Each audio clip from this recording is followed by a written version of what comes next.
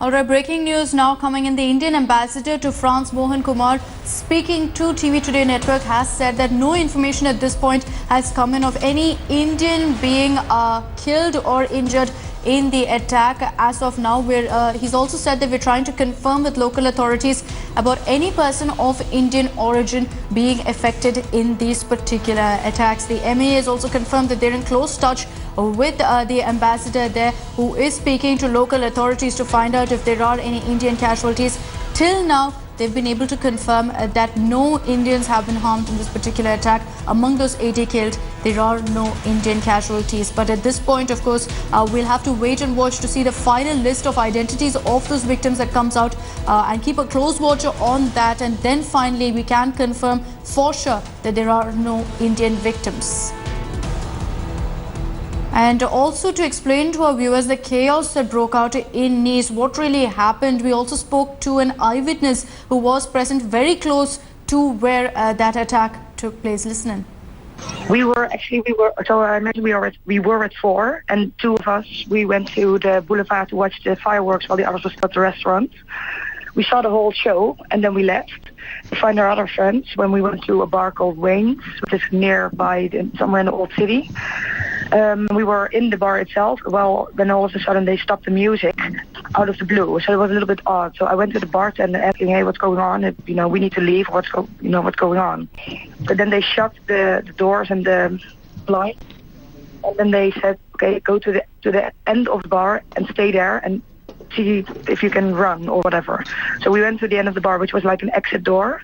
One of our friends was still a little bit, because we didn't know what was going on, and then all of a sudden, everybody was panicking. Chaos arose among us, and then the man at the door, who was one of the employees as well, he said, "Run as far as you can, because there's something going on." I'm not sure if they knew what was going on at the moment. So we ran with everybody. There was chaos everywhere, people running. So we ended up at the end in a small restaurant where we were lying underground for several, 2 hours in total.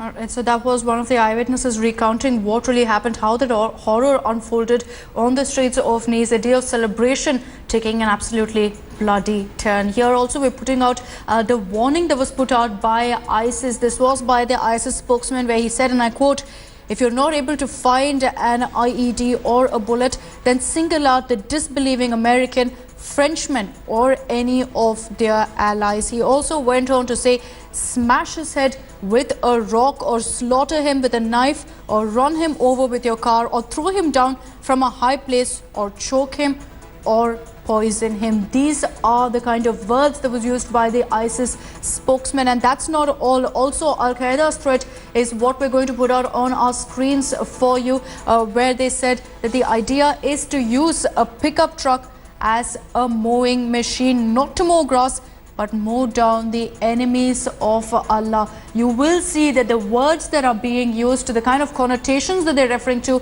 be it the Al-Qaeda statement or the ISIS statement, very much symbolizes what we've seen in Nice, where they're saying whatever weapon you can pick up, even if it's not a weapon, use it to kill as many people as you can. And that's exactly what we witnessed in Nice. Let's also mention here that local media reports, local French media is reporting that the ISIS has claimed responsibility for this attack, and many will say that what we witnessed is very similar to the kind of terror that ISIS has been spreading in the recent past in different countries across Europe. Maximum civilian casualties, a lone wolf attack. In this particular case, local media also saying that there's a possibility of a second suspect in the truck. On what really happened in Nice, as well as discussions on whether there was some sort of a security lapse, what led to yet another bloody attack in France. Let's also get you an account of an eyewitness from Nice who witnessed all that horror unfolding on the streets of